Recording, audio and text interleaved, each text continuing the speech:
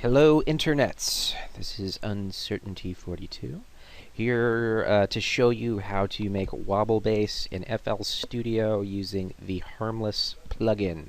I know there's a lot of tutorials out on the web showing how to do this, but didn't find any as a beginner myself that really kind of fleshed it out fully, so hopefully I can provide that to you. So first thing we're going to do, we just got just the basic template here with the kick, clap, hat, snare, all that sort of stuff. So we're just going to go ahead and we're going to add the Harmless plugin.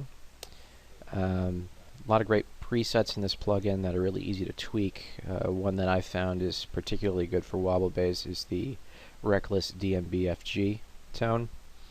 Here, I tend to take off the flanger, it's just a little bit much. Turn up the heating a little bit and change this out to a saw. Kind of gets me a tone that I enjoy a bit more. So the key for Wobble Bass is essentially you're adjusting the low pass filter as a track is playing. Specifically, it's this frequency knob here that you're adjusting. So you can see as I'm adjusting the knob here, you get that kind of wobble sound. So the trick is that we need to automate this. And there's a few different ways to do that, so I'm going to show you the way that I'm familiar with. So we're going to start out, we're just going to make a simple bass line.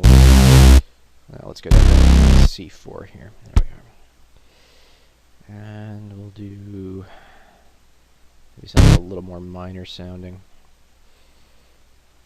Let's see how that sounds. That's pretty good.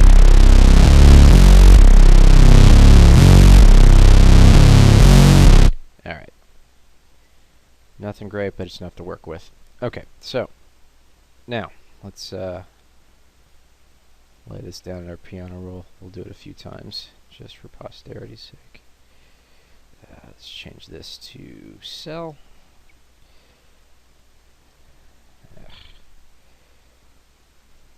There we go. Alright, make sure it's all lined up. Alright, now for the making it wobble bit. So what you're going to want to do is keep the piano roll open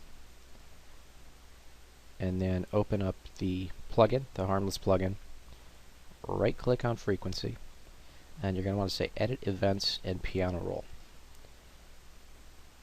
Then what we're going to want to do is let's just do something kind of basic here.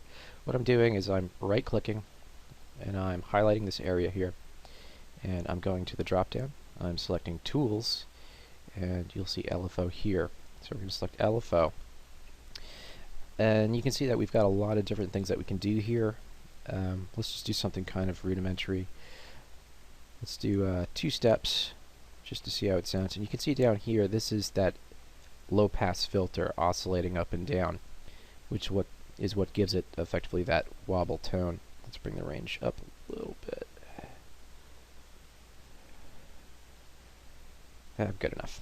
Alright, let's see how that sounds.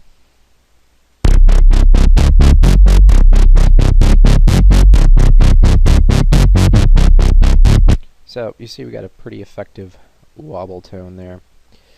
And you can even see on the piano roll what we've done. Now let's go ahead and shake it up a little bit. So what I'm doing is just Control A, Control C.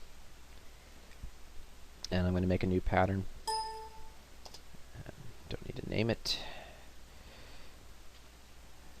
And we'll just shift this down to an A sharp, B flat if you like. Alright, so we'll do something a little different with this one. And we're just going to edit events and piano roll. We'll full screen this.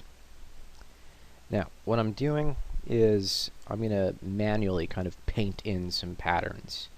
So first thing is, I always like to use the right click. If you use the left click, you get this awful steppy kind of horribleness. I don't like that. But if you right click, you can do something like this. So that'll kind of fade in twice. Actually, there we go. And then we'll speed it up for this bit here. Go to LFO once again, and if you right-click on speed, you can adjust it to various different step lengths. Quickest one is 1 step, so since we did 2 step in the last one, we'll do 1 step here. You'll also notice that you can tweak with the shape. I tend to stick with the square wave for any kind of wobble bass just because it's a little more defined.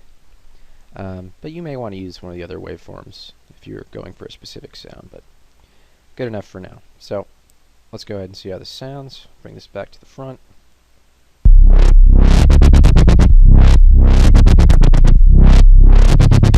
Alright, that's pretty good. So let's sequence this out and see how the whole thing sounds when it's all together.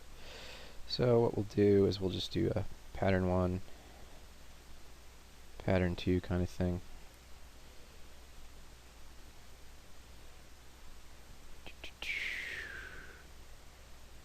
Go ahead and cooperate. There we go. Whatever. Good enough.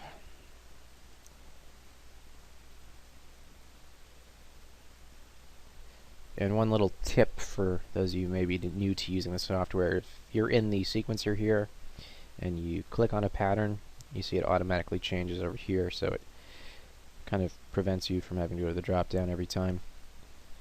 And we'll just move all this up to track 1. That's not what I wanted to do. Alright, let's just make a basic drum beat. And we'll just come down on the 3rd beat. That should be good enough. And maybe we'll even give it a little more definition with a hi-hat. Off we go. Let's see how it sounds.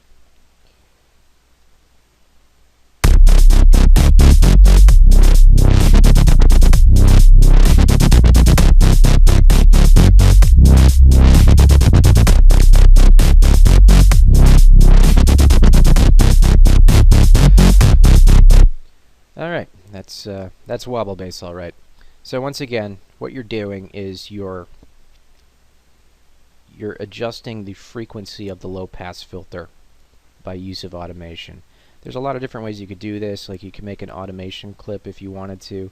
I find it to be a bit more cumbersome to do it this way as you're kind of marking everything out, but you can get the same kind of effects. Like if you really wanted to morph the wave sign, like for instance here I'm going from a really low point in the filter to a high point in the filter. You can kind of adjust it a little more specifically, but it's kind of hard to do it quickly. You know, like 1 step, 2 step, with any form of precision by using an automation clip. It's best to use automation clips if you're trying to achieve a different tone rather than just the stereotypical dubstep wobble bass, if you will. Alright, that's really it. My next tutorial, I'll be showing you how to do wobble bass tone inside of Citrus plugin. So, thanks for watching. If this video was helpful to you, give me a like or check out some of the other videos on my channel. Thanks. Bye.